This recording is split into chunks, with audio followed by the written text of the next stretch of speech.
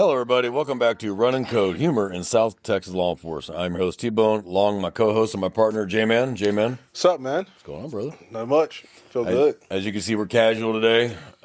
It's Saturday morning. Neither one of us felt like getting dressed, so we're doing casual Saturday this morning. So if you lose any viewers over that, I guess we really didn't mean that much to you. For those that stuck around, we appreciate it.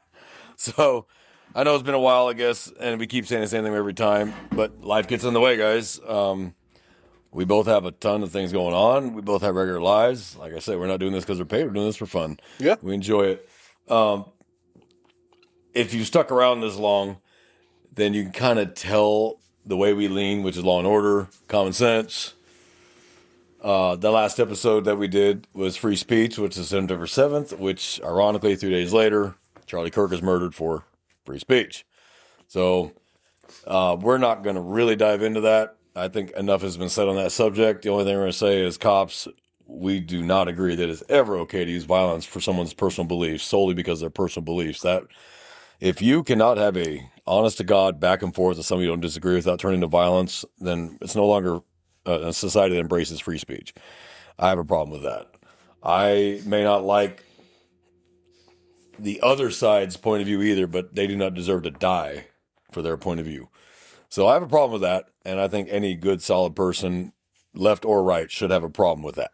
Yeah, political violence or just violence, like an objection to someone's opinion, is pretty archaic. Yeah, We have an enlightenment period for a reason. So I don't know. Like, Yep. I feel like just the more that time is going to go on, I feel like human beings are just going to start. We've already started to regress, but it's going to regress even more. Yep. Every great empire, civilization, society has its a rise, like, has a fall, Yep. and it rises again. yeah. So I don't know. Common sense has to kick back in at some point. Maybe we're in the back nine. Who knows? Yeah, maybe. Well, I mean, common sense has to come back in at some point. We shanked a couple in the rough. Yeah, yeah. Our golf shot's been sucking lately as a society, but hopefully we'll figure it out and realize that's not the way.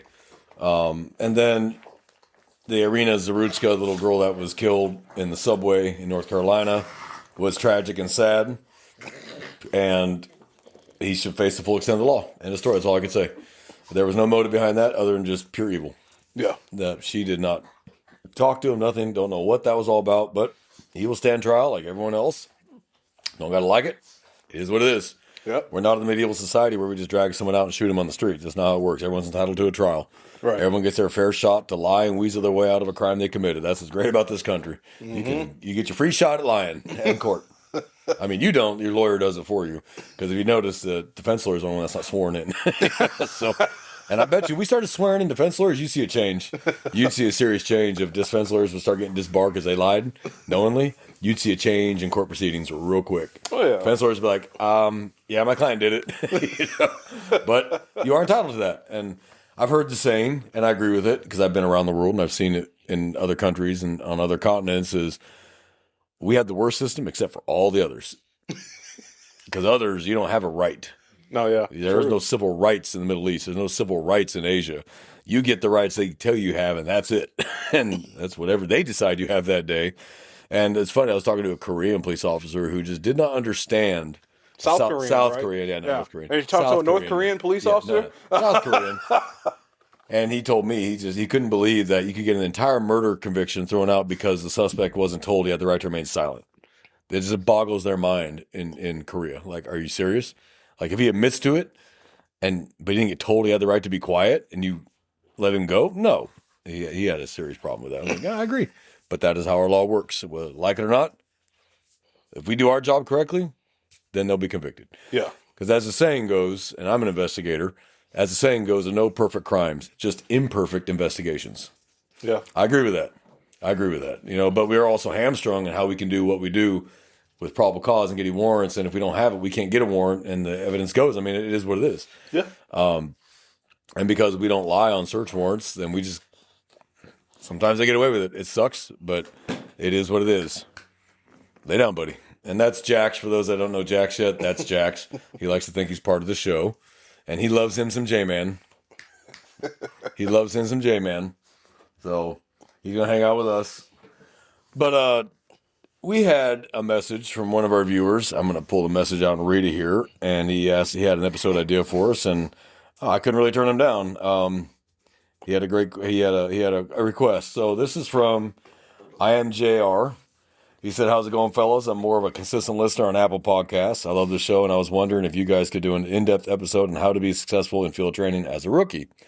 I'm 35 years old, and I am an Army veteran, but I have zero experience in law enforcement, and I want to make sure I approach field training with learning and growth mindset." Excellent comment, and that is exactly how you should approach field training. Open growth, open mind. Yep.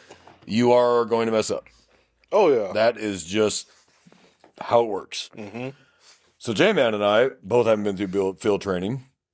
Both of us haven't seen it from both ends, from rookie to old hat, to don't know your ass from your elbow, you think you know what you're doing, to you got a pretty idea what you're doing. Haven't seen it all. No one's ever seen it all. Even the guys who've been on 35 years haven't seen it all. But if you've been on by 35 years, you pretty much know how to handle just about anything or who you can call for questions. Yep. As a rookie, you don't know shit. Let's just be honest. You don't know shit. The academy doesn't teach you how to be a cop. People think the academy's job to teach you how to be a cop. It's not. They can't. They don't have the time for that. Yeah. A police academy has to be 2 damn years to teach you how to be a cop. It would just have to be. Yeah. The longest police academy that I know of in the United States is Texas DPS, which is 7 months. That's the longest one that I know of. I think LAPD 6.5 months. I think NYPD 6.5 months, something like that. But it's time constraints because of money and time. You don't have the time to do a 2-year-long academy. Right. Germany does. If I recall correctly, German police academy is 2 years. But they do medic training. They do a whole lot more. Mm-hmm. They don't have to do a whole lot of civil rights training because they're still in charge as the cops. That is what it is. I've dealt with German police and I was stationed over there, and they're professional. They are polite and professional, but don't mistake for a minute they're not in charge. They're absolutely in charge. They are the boss, and you're in their country. That's it. So if you go over there as an American citizen running your mouth at German cops thinking they're going to treat you like American cops do, you're going to have a very expensive dental work done, and they're not going to pay for it. That's just how it is. You're in Europe, and people think when they leave the U.S. and they go talk to cops in other countries the way they talk to cops here, thinking they're going to get away with it, and they get a rude awakening, and they want to cry about it. Mm-hmm. Well, did you know where you were? So that's so. But we're going to try and stay on topic today. So J-Man and I have discussed why do you want to be a cop, the process to become a cop, and then things you see once you become a cop. But we actually have not done a whole episode on just field training and what it requires and how you learn that maybe this job is not for you. Maybe this job is not for everybody. Mm-hmm. And that's okay. Some jobs are not for everybody. Yeah. And I'd rather you bow out gracefully than stick around and get yourself hurt or killed or someone else because of pride or you don't want to be embarrassed. Right. It's not for everybody. I've known guys that have been cops 5 years and say, you know what, this ain't for me. And they leave. And they're successful in whatever else they go to do. They become real estate agents or whatever else they decide to do. And they're successful because of the skills they learned in this job. Yep. So that's what we're going to talk about today is field training, how to successfully navigate it, how to deal with some of the things that your field training is going to throw at you, that the job's going to throw at you because you don't know everything. The job of field training officer is to guide you. His job or her job is to guide you. When we say his, it could be both male or female. So don't get all offended, guys. I say his, it's his and hers. I'm just going to say his, but it means both. And these days it could be they, them. So you've gone through the background check. You passed it. And you now graduated the police academy, whether that's 4 months, 6 months, 7 months, whatever it is. Now you got your gun, you got your badge, you're sworn in. Now you're going to start field training. Now every agency is different. Our agency, it's a 16-week process. And DPS, it's a 6-month process. I think LAPD is 12 30-day deployment periods. They call them DPs, deployment periods. It's 30 days. And in those 30 days, you'll work all the different shifts and you'll go to a lot of different parts. You won't just stay in one division. Mm-hmm. It gives you the broad range. And because of LAPD and the way it's geographically set up, you kind of have to do that. Yeah. Us, you're probably going to be first, second, and third shift, more than likely second and third. But if you get an FTO that's really senior, you may be on day shift. I got lucky. My FTOs were really senior, so I had weekends off for almost the whole 16 weeks. It was great. And I got a rude awakening when I finished FTO. You get Tuesday, Wednesday off. I got second shift Tuesday, Wednesday. But I enjoyed it while it lasted. these days we have really young FTOs that have Wednesday, Thursday off, so that's just what you have. Right. It is what it is. So, how to survive it? Your field training officer's job is to throw you curveballs. Their job is to stress you out to see how you handle stress. Their job is to put it nicely, fuck with you. To see, do you handle this? Can you handle this? Can you maintain your composure? Are you going to flip out on your FTO when he says something you don't like? Are you going to flip out on a citizen when they say something you don't like? Because again, they have the right to say, fuck you, pig. You can't sock them in the mouth because they called you a pig. It is what it is, okay? It's words. Who cares? Mm-hmm. So again, going back to free speech. You're free to say what you want. You're not free from the consequences. But fuck you, pig, is not the same thing as I'm going to kill you, pig. Yeah. It's not the same sentence. So FTO is going to throw things at you. The public's going to throw things at you. You're going to see stuff that you may have heard about at the academy, and you, in your mind, oh, that ain't going to happen to me. And then it happens to you, and you're stuck with it. Now, FTOs know you're new. They know that. And if you're in your first month or two, they may step in and help you out. But towards the end, they're pretty much going to be hands off. Yeah. It's your turn. How do you handle it? Well, because even the first hurdle is just kind of like how you said, you mentioned not snapping or blowing up at your FTO when you got to have a conversation about something you did wrong and they're trying to give you critiquing. So that's one good important thing is having to maintain a relationship with pretty much a stranger that's going to be teaching you in a patrol car for upwards to maybe 14, 16 hours, depending on what type of call you get, and accepting criticisms. That's probably one of the most important things in being an FTO is accepting criticism. Because at some point, as you're going through the FTO period, you're going to start to get your own feel, your own groove and swing of things. And it may not be with the same FTO, maybe with a different one, but you still got to be able to accept criticism all the way through because you may have done at this point, let's say 20 I don't know, disturbance calls, right? Where no one gets arrested and you go about it, handling it this certain way because you found a groove. Like FTO, the other FTO is seeing it from a different part of view and they're trying to give you critiques on how this could be better, or maybe your safety wasn't as good because you're starting to get more comfortable, so some things are getting a little lax. You just got to remember this. You got to be open to criticism. Don't sit there and go back and forth with your FTO. I tell you right now, number one is going in the books, getting dinged. If you don't think that your FTO is going to keep pretty much a professional journal of everything that happens in that car, you're wrong. If you think that someone outside of your FTO is not going to know about it, you're definitely wrong. Oh, yeah. No, FTOs all talk. Everybody wants to know what type of shift partner you're going to be. If you're going to be someone to totally avoid because you can't accept criticism, you're unsafe, you're cocky, or you're lazy. dangerous, or you're lazy, the department's going to know about it. And if by the skin of your teeth you pass FTO, good luck. Yep. When it comes to assignments, maybe getting involved in some more serious calls, anything like that, you're going to be seen as just not dependable. Yeah. But you somehow passed. Yeah. That's all it's going to be. So J-Man is dead on. Absolutely right. Your reputation starts, believe it or not, it actually starts at the academy, believe it or not. That's where your reputation kind of starts because all those FTOs know your academy instructors. Mm-hmm. And so the FTOs start asking the instructors, hey, tell me about this guy. Because you spent 6 months with him as an academy instructor. So you know him. So the FTO is like, hey, I just got assigned this guy. What's he like? We tried. He passed, and that should tell you everything you need to know when they say it like that. Or you get, no, he seems pretty squared away. He just needs some seasoning. Okay, cool. I can work with that. Then FTOs talk to each other. Yep. You're not going to have the same FTO the entire time. You're going to get different FTOs. Most agencies do that. Now, there may be an agency where you get the same FTO for 3 months, 2 months, whatever it is. Yeah. But by and large, you will move to different FTOs because everybody has a different teaching style. Everybody has a different way of doing things. And what I tell trainees is you're going to have, with our agency, you're going to have 4. You're going to have 4 different field training officers. You take the good and bad from each field training officer and you develop your own style. And that will be your style. Now, like J-Man was talking about criticism, you're going to get criticized. That's his job to criticize you. This is not generally a problem with an older crowd or people that come from the military where they understand this is a training purpose. It's a problem with the younger crowd. Yeah. You can't tell me I did something wrong. You hurt my feelings. Blah, blah, blah, blah, blah. Okay, well, that's his job. And if an FTO is hurting your feelings by giving you critique on something you've done wrong, you're going to have a really big problem when you're on the streets by yourself with the public. Yeah. Because an FTO's job is to smooth the edges. Mm-hmm. You are an unfinished block of wood when you finish. Look at it that way. You're an unfinished block of wood when you graduate the academy.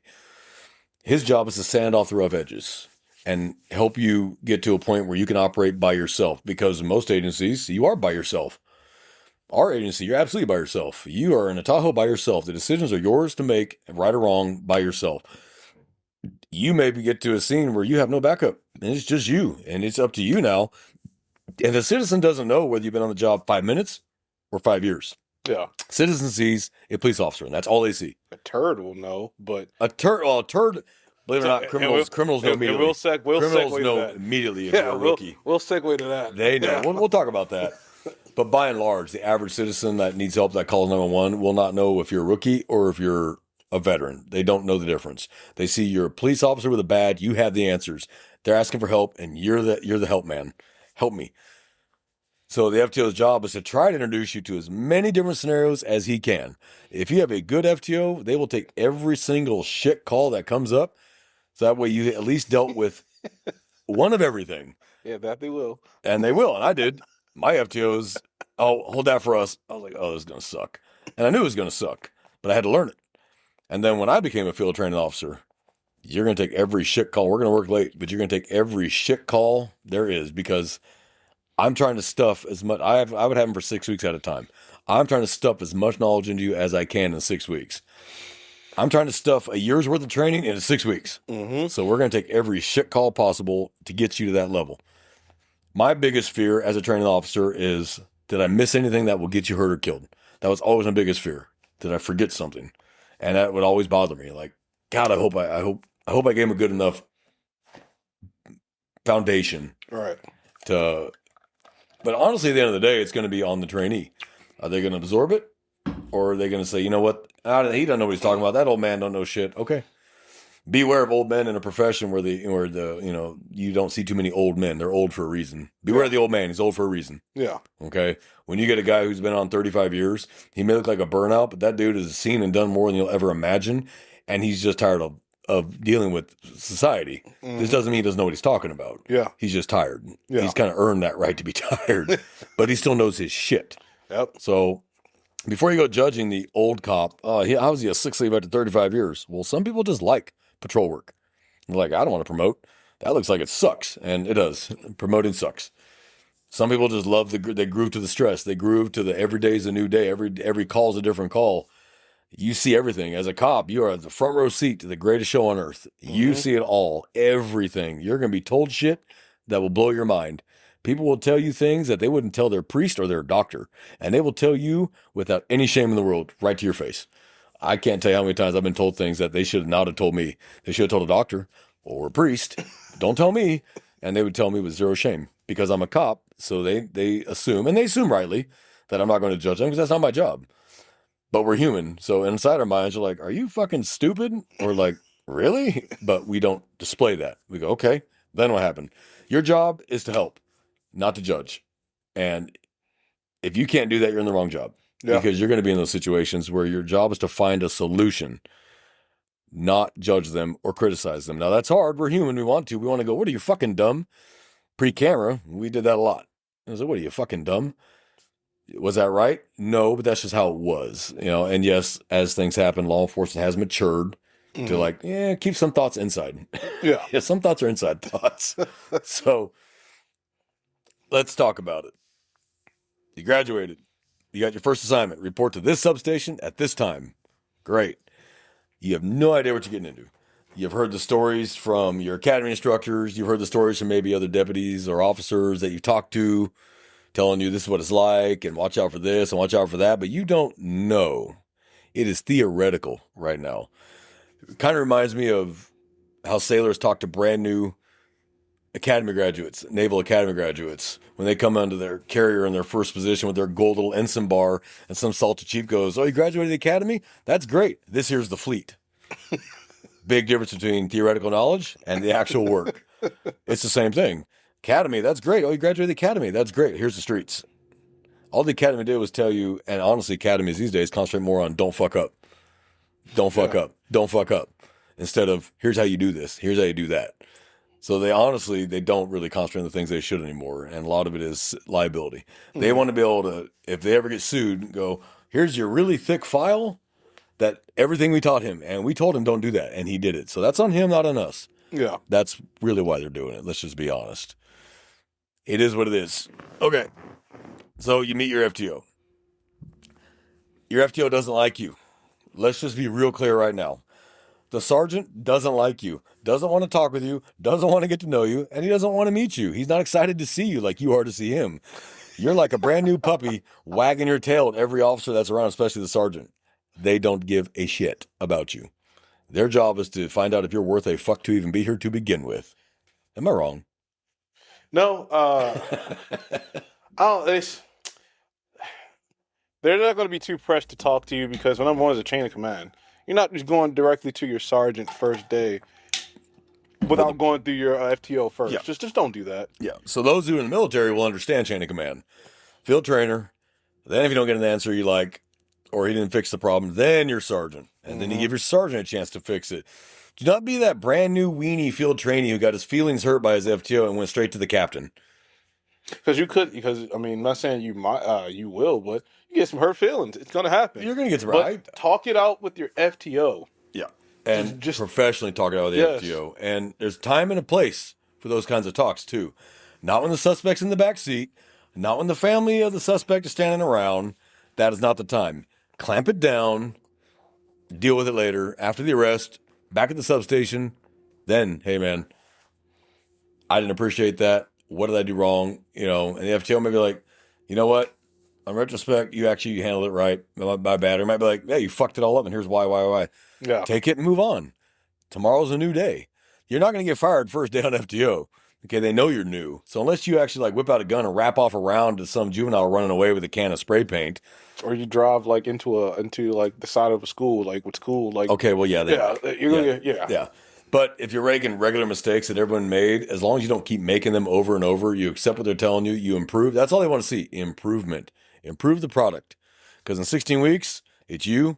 Your very first oh shit moment is the first day you're by yourself in that patrol car. And you're going, oh shit, it is just me. It's real now. It's me. I'm by myself. And then dispatch calls you, they're talking to you. And you don't want to pick up the radio because you're like, wait, the mic, because you're like, wait, did they call me? Did I hear that right? So I used to make trainees write their call sign right here. I would tell them, you got your hands on the wheel, you can see your call sign right here. Look at your call sign. It's also on your CAD right in the upper left-hand corner. That's your call sign. But some of the things FTOs do, like you see the funny TikToks where I'm shot, where are we at? There's actually a reason they're doing that, and that actually has a training purpose behind it. Every time you pass a street sign, you should look up at it. Mm-hmm. And what street sign is it? Where are you at? Your CAD could go down, or bullet could hit your damn CAD if you're being shot at, and that does happen. And now you have no idea where you're at because you look at the street signs. I'm on whatever street, but it's a 12-mile long road that spans one side of the county to the other. Mm-hmm. And they're all at one end, and you're at the other end. So when you pass street signs, you should know where you're at. That way your FTO says, I'm shot, where am I? You can be like, I'm here and here. That's the right answer. That's what he wants to hear. Because I'll tell you what my field training officer did to me, and I've done to field trainees, was I would go past the sign. My trainer did it to me. And we get about a quarter mile down the road, and he stops and goes, I got shot. What intersection was that? I didn't know what it was. Guess what he made me do? Get out and walk. Get out and run all the way back to that intersection, find out what it was, and run all the way back to him. That only had to happen to me once. It did not happen to me twice. Yeah. So, I learned. Yeah, it's just always be observant. That's the big thing. Be observant. Pay attention. Even when I'm driving, even now, even every turn I make, I look at the street sign and I look at a house number. Yep. And if you do that just routinely as you're driving, so you can say, I'm at the 2600 block of Smith Road. Yeah, as you're in the passenger seat, because more than likely, if it's more traditional FTO, you're probably not driving the first phase. It depends on department. It depends. You may drive, you may not drive, but if either way, if you're in the passenger seat or the driver's seat, make sure you always look at the house number, at least the most recent one, and try to remember the street sign. Learn your compass roads, northeast, south, and west. Yeah, I know. That was J-Man's problem. I'm proud to say I helped cure him of that. Know what direction you're going and what direction is coming if you make a turn. Because if you're in a pursuit, whether it's a foot pursuit or a vehicular pursuit, everybody's coming to help you, but they need to know where you're at. So if you say I'm westbound on Smith Road, and the guy makes it left, well, that is south. So now you're southbound on Andy Road. Now they know exactly where you're at, and they know what direction that suspect's heading. They can start setting up. But if you just say you turn right or left, well, if you were going east and they thought you were going west, is he going north or are you going south? Say south, north, east, west. Know what route you're going. So know what direction you turn, the street, the block number, and the street name, and they can find you. You can put on the radio quick. Foot pursuit, northbound, 26th block of Smith Road from West Road. They know exactly where you're at now, and they're coming. And even if like you still struggle with that, kind of like I did, landmarks help too. Landmark. Well, So if like you're running west on Smith Road, right, and then you make left to go south on Andy, but you don't know that's south, or it's just you just have a brain fart in a foot pursuit because if it's your first one, you go on brain fart. oh yeah, So you can say, oh yeah, okay, okay, now we're running to I don't know, Carl's Jr. on Andy. yeah. Well, if anybody is knowing that you turned from Smith Road to Andy, and then there's a Carl's Jr., Now they know more where you're senior at. officers are going to know, okay, we know where that Carl's Jr. is at anyway. Yeah, because looking they're for the already there. big yellow and red sign with the star and the words Carl's Jr. Yep. Like, so just try to give out something that's a identifiable landmark, something that we can easily spot. That's so know where you're at. That's why the FTO will play that game of I just got shot, where am I? It's not that he's trying to fuck with you for fun because he's bored. He's impressing upon you the need to know where you're at all times. Yeah. Situational awareness. We'll pass a car, and my trainer will be like, without looking in the mirror, what color is that car you just passed? Yeah, that There's a sucks. reason behind that. Mm-hmm. But there's a reason. Did you pay attention to the traffic around you? Yeah. On a side note, in a patrol vehicle, leave room to maneuver. Don't get right up on cars. At red lights and stop signs, do not get right up on the car's bumper in front of you. Leave room to maneuver. Mm-hmm. Someone pulls up going to go to hose you down, you have a way out. Yeah. Try to always leave yourself a way out of any situation in a patrol car. Know where the cars are around you, so if you have to make a sudden movement, you have clear room to move so you don't plow into the car next to you. Right. Not always possible, but do your best. But when you're at a red light, leave 20 feet of space from the car in front of you. Leave that safety gap. Mm-hmm. Always leave your space. If that guy gets out and starts walking towards you with a gun, I'd rather he was 25 feet from me than 5 feet from me. 25 gives me some room. I either floor the gas and run him over, or I can maybe back up, or it gives me time to get out and get around, or just draw and fire through the windshield.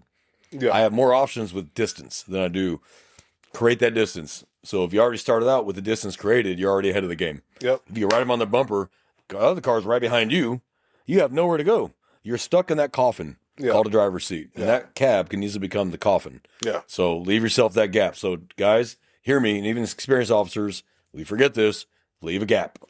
Leave a safety gap. Trainers should make you learn a map book. These are not always going to be available. If you work some areas that are rural and you lose signal and your cat doesn't have a GPS and you've never worked that part of town before, you need to learn how to use a map book. If we got some younger listeners, they may not even know what a map is. Okay, map book's really cool. So it's this Well, book just a about- map. You can start with a map. Yeah. It's a really cool picture of all the streets. And then if you go this way, so if it says 256 E3, you go to page 256 E3. Okay, there's the street. In fact, I had to explain that, but you're right. There are people that have no idea what a map book is, I'm just saying. but there are. I feel like when we I- get dispatched, our dispatcher, well, like if it's especially emergency call, Mhm. dispatcher will actually give the map grid coordinates on the page, so that just in case we can flip right to it. Okay, got it. It's right here. Know where you're at. Know how to get there. Best way I did it, and this is just a way, not the way, but just the way I did it, was I had a picture in my head of my area. So I know kind of where I'm at in that area, what streets, what are the major roads that intersect, because we still do it. You know, what are the major cross streets?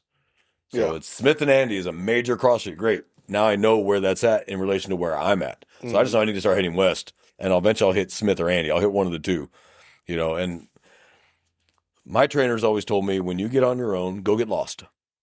That's how Yeah. you learn your area. Go Yeah. get lost. Just go start driving through your area. Take the side streets. What streets cut through to where? What streets dead end? Start getting lost. Learn where your trailer parks are at. Learn where your parks are at. Learn where all this stuff is at. Just get lost. Learn it. And that's the best way to learn it, is to get lost in it. Mm-hmm. Just go up and down the streets. And you'll be able to pick out your shithead houses real quick too. Like, Yeah. oh, okay, keep an eye on that house. You know, nice house, manicured yard, shit house. Okay, that's probably drugs. Yeah. Just pay attention. Now you know where that house is at. Look at the address. Go, okay. Go look at the priors to that address. See what you got. Hey. Okay, well, there you go. You just learned something. So FTOs are supposed to screw with you. That's their job. Their job is to make life hard. Their job is to stress you out. Their job is to try to piss you off. That's their job. Now, their job is also to document good and bad. I would document both. Did a great job today doing this. Today, not so much did this. That's their job because they have to, one, cover their ass. Two, they're covering their agency's ass. Because one thing you're going to find out, and you're going to see this yourself when you get out there and you get a couple years, 3, 4 years, 5 years, whatever, you start getting cocky and you're going to see guys pass FTO that shouldn't have. And then you're going to ask the trainers, well, didn't you write it down? Oh, yeah, we all 4 of us wrote down hell no, but we got overrode. But they're covered. Yeah. No, I put down he's unsafe or does not pay attention to his surroundings or still cannot navigate or can't drive safely, whatever it might be. And driving safely is a big one.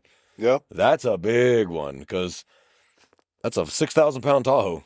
Mm-hmm. That can cause a lot of damage real quick. And people are going to see the side of that vehicle, whether it says sheriff, police, state police, whatever it says, they see dollar signs. Just replace every word with a dollar sign or every letter with a dollar sign because that's all they see. And the smartest thing I ever heard, every bullet in your gun is insured up to $5 million. Yeah. Every round of that weapon is insured to $5 million. So if you want to pay $5 million, pull that trigger when you shouldn't. So be real careful, guys. Don't be whipping your gun out every time. There's time and place for it. Now, when in doubt, whip it out. You heard that. I heard that. I live it. You've done it. There's a time and a place to pull it out. You pull over a 90-year-old woman, you probably shouldn't have your gun out down by your side. Okay? Situational, guys. You're pulling over a car at 3 a.m. and you walk up and you start smelling the smell of weed and it look like gangbangers. Yeah, you can have your gun down by your side. There's nothing wrong with that at all. Don't point it at them, but just have it down by your side where you can easily just get it up. Right. And I used to do it. I do a right side passenger approach. I'd have my gun down by my side. They wouldn't hear it come out of the holster and they couldn't see it. How y'all doing tonight? But I'm watching their hands, not their face, because I don't give a shit about their eyes. Show me y'all's hands. Yeah. Hey guys, do me a favor, just keep your hands so I can see them. You know, I'm Officer so-and-so, whatever, the reason why I stopped you XYZ, but you're watching their hands. And look in the floorboard, because that's where they'll drop guns. Yep. Okay? Once you assess the situation and see that everybody's calm, everybody's chill, it is just a guy coming home from work, you can discreetly just holster the weapon, and they would never know it was out. You don't got to go, oh, good, you were good, thank you. Don't do that. Well, I guess this will be kind of like this. Like, there's going to be like a period of where, well, you're going to be robotic. Kind of be like robotic and I guess very like tense and because you're scared nervous. of making a mistake, right? And it's just kind of accept it that it's going to happen. And now we can go and piggyback because we're talking about like criminals or whatever. I'm gonna try not to call them turds, right? Because I want to be You be nicer than me. I'll call them turds. I'll call them shitheads. Sierra Hotels, shitheads. So what is it? They're gonna be able. They're gonna know that you're new. It's like I don't know why, man. Like they got like this great nose that like they do. They can't. They had a great nose, a sixth sense of like sniffing out a new police officer, but not being like a contributing member to society. Well, the new police officer crazy. Has probably the sharper haircut. Uniform looks new. Like it still has it's shiny a little bit still, and it's all creased. Yeah. And your gun belt is completely clean. No dust on it.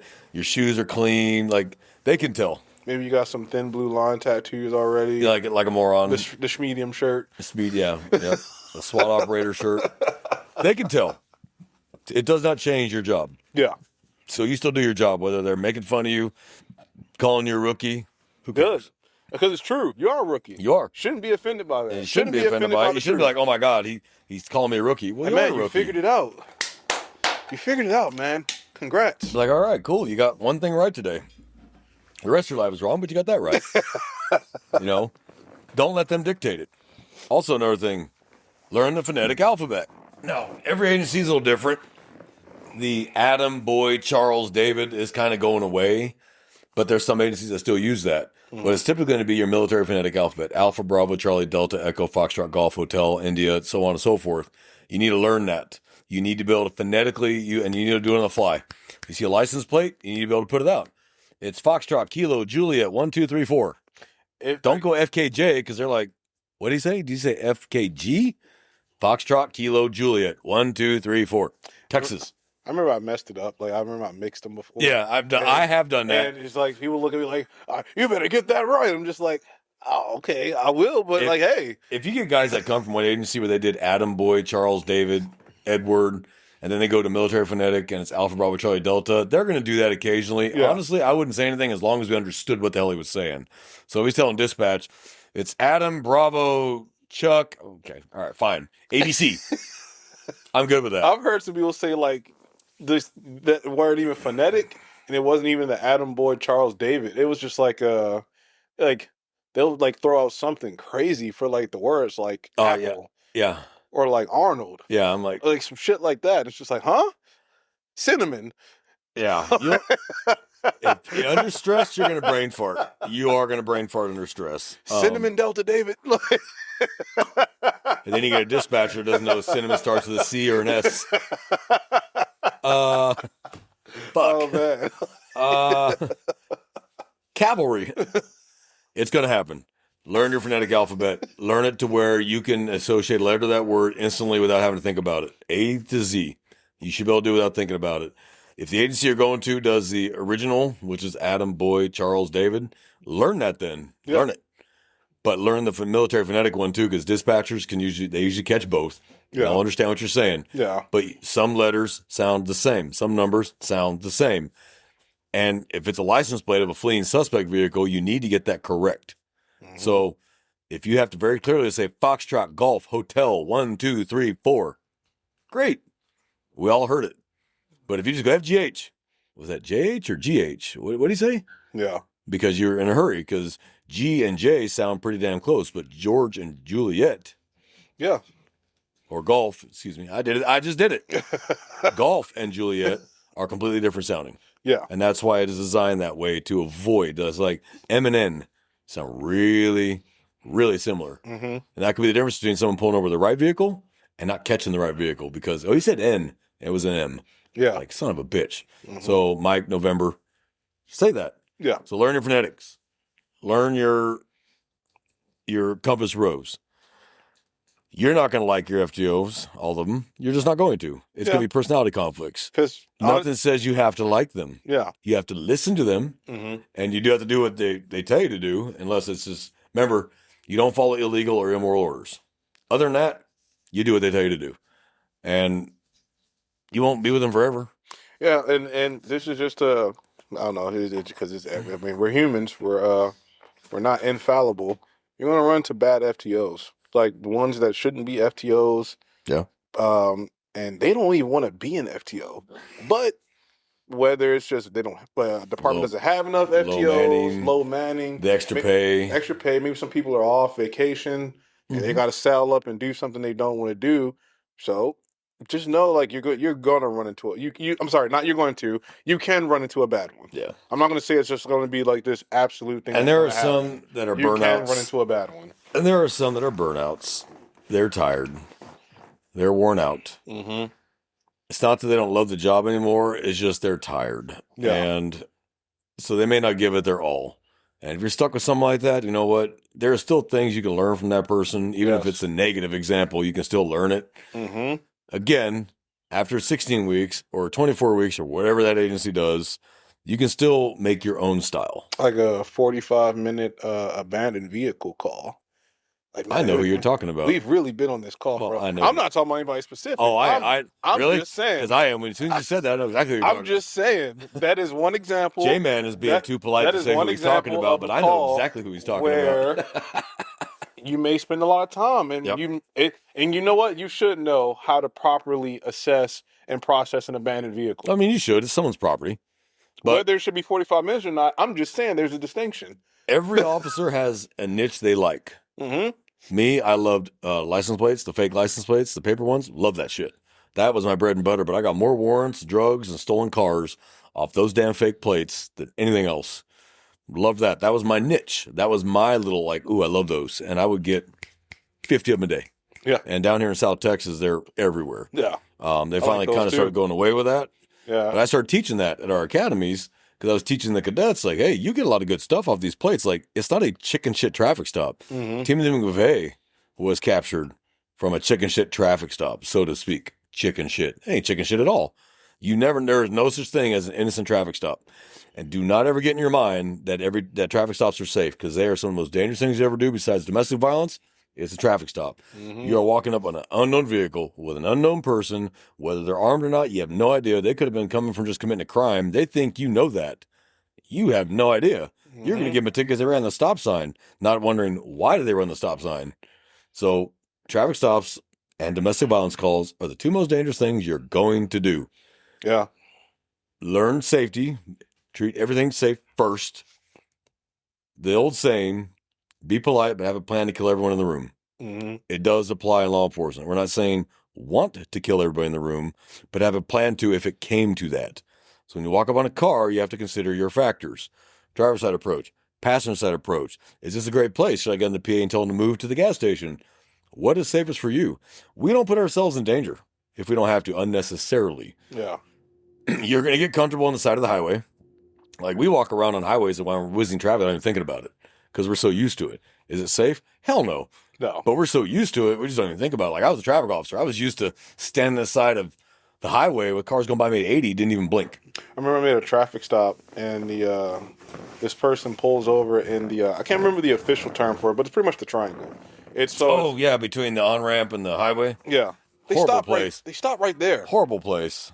And it just, you imagine I got, because they stopped in the triangle right on the entrance ramp. So I got the traffic on the entrance ramp. They're trying to get up the highway speeds. I had to position my vehicle somewhere, in a way to where I'm not obstructing the number 2 lane, but I'm also kind of like giving myself cover in case I get struck from behind or from the side. It's awful place. Yep. But you're right. You just gotta be. If you can't make them move, because sometimes they can't hear you. Like you can get on the PA, move your car off the road. Move your car off the road. Take the exit the highway. Highway speeds are too high. If you're stuck, you're stuck, and now you just got to make the best of it. You gotta get out and tell them move. You got to get out and walk up to them. I did for that person. We took the next exit. What I would do is take their license from them. Hey, hand me your license. Oh yeah. Okay. I learned that from you. Now, yes. Yeah. Now take the next exit. That way, they do drive off. Well, you got their license. So you can go ahead and drive off. The best PC for a warrant I think I can produce. Yeah, how'd you know it was my client? Because they left this. They handed me their license, and the picture matched their face. So yeah, do that. Take something from them that they're going to want back. Yep. Don't ask for their phone because they're not going to give it to you. Oh yeah. You need a warrant to go do that. So yeah. I'll tell you right now, the biggest fights are not from taking their wallet, not from taking their keys, not from taking their money out of their pocket. You go take their phone out of their hand and the fight is on. Oh, yeah. For some reason, people are entitled to, I can have this with me at all times. Not when you're in custody. So I'm going to tell an embarrassing story about my field training, and I want you to tell an embarrassing one because I don't mind telling my mistakes because that's how you learn. I will tell you my mistake. We'll all laugh about it, but you listen and went, okay. I have no problem with that because my screw up is your learning lesson. And I didn't do it again. I'll tell you that right now. It was my first domestic violence arrest. I was proud of myself. Hell yeah, I got this mother. And he had boxed her up good. So I was like, hell yeah, I was feeling good about it. I didn't think to take this from him. I was like, it's not a gun. Who gives a shit? It's his phone. I don't care. What does he do from the backseat with his, do you think he did? J-Man, in your experience, what do you think he did with his phone from the backseat? They either do they live stream it or they call somebody. They called 911. Oh, yeah. So my arrest, he did not agree with his arrest because he thought I should arrest his wife. So he calls 911 to report a false arrest. Nothing more embarrassing than the dispatcher coming over the entire primary channel telling me that my AP is calling 911 from the back seat of my Tahoe. That's embarrassing. I yanked that door open, give me that fucking phone. And then I charged him with abuse of the 911 system. Because he didn't have an actual emergency. And he's wasting their time. If he called non-emergency, I wouldn't have a crime. But he called 911. But that's embarrassing. And I learned, don't let them have their phone. Once they're in the back of their car in the cuffs, you take their phone from them. You cannot go through it. Do not even, let's see if it's unlocked. Oh, he left it unlocked. Don't even think about doing that. You need a warrant for that or his consent. But you can take their iWatch or their smartwatch because they can still use that to communicate. Yep. So take the iWatch, take this, put it on the hood where it's visible, or put it in an evidence baggie, whatever you got to do, but do not go through this phone. Under any circumstances, do not go through this phone without a warrant or consent. I'm telling you, You can get in a lot of deep trouble real fast doing that. So just take it from them. Don't go through it. There's only a few exigent circumstances where you can without a warrant and without consent. Those are so incredibly rare that they're not even really worth bringing up because someone's going to tell you. Yeah. So a detective's going to say, hey, go through it now.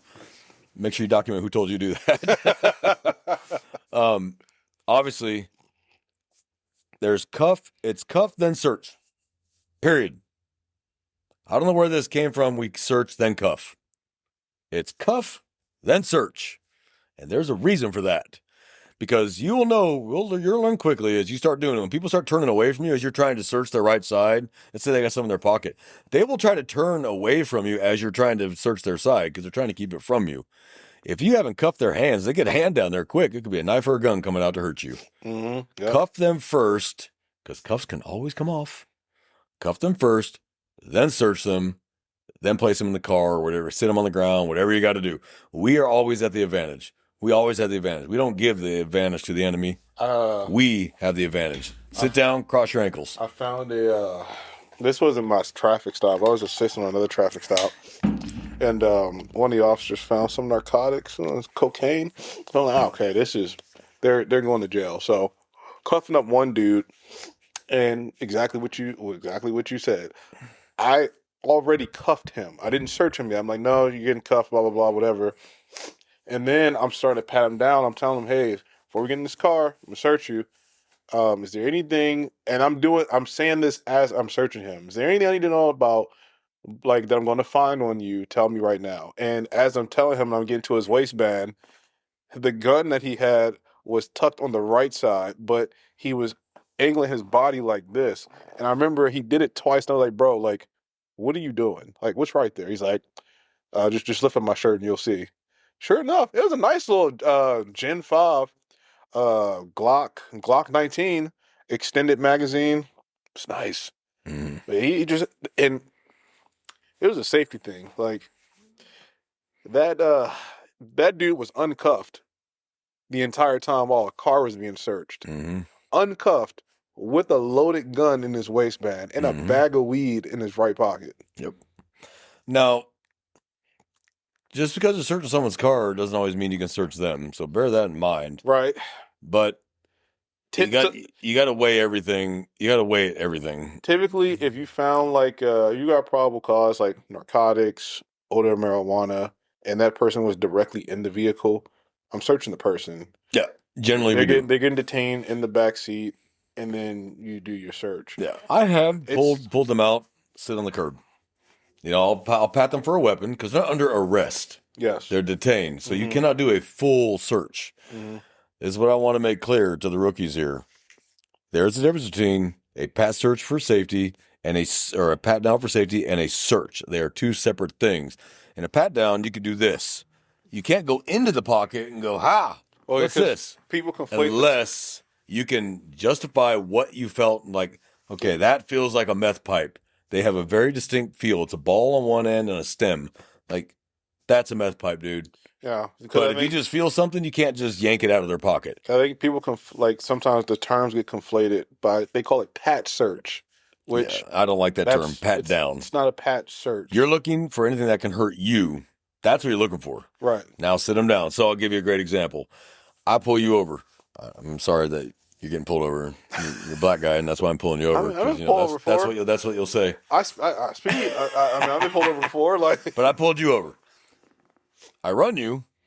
You have an out-of-county warrant. I can absolutely detain you, 100%, because I got to get this warrant confirmed. So I cuff him. I pat him down for a weapon, for something that can hurt me. That's it.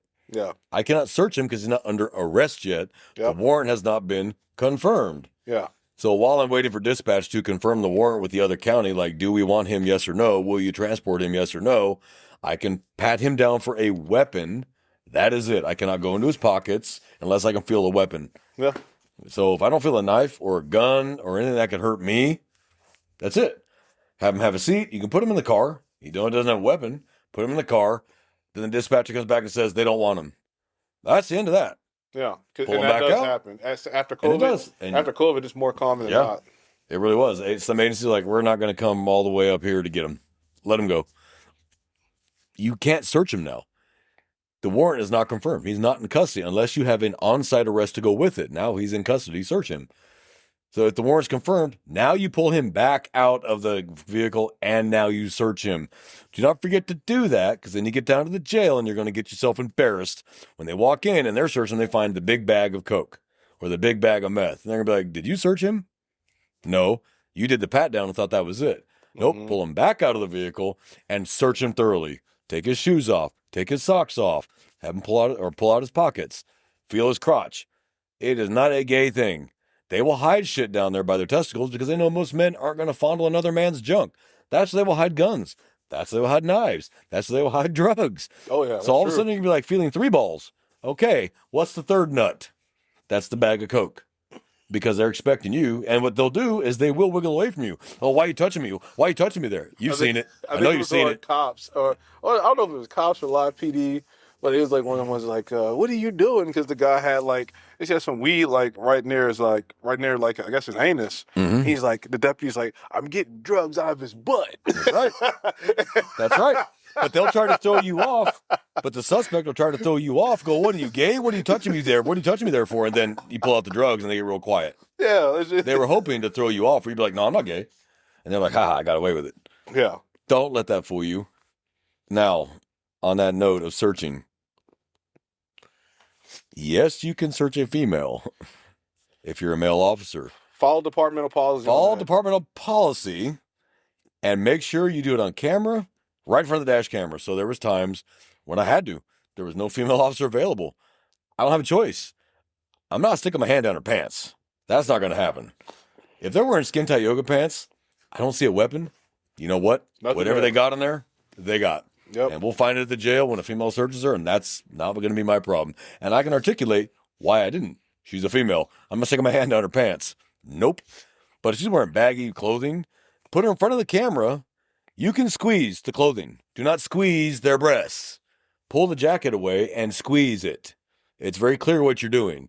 When you have to search around the breast area, put the back of your hands on camera to where it's visible and tell them I'm gonna feel around your bra with the back of my hands. Do it on camera. Stand right in front of the dash camera and that's all you're feeling for. Okay? Once you establish I have a weapon, throw them in the car, and that's it. Don't go any further than that. Don't ruin your career over it. Try to get a female officer first if you can. Don't do that as your go-to first.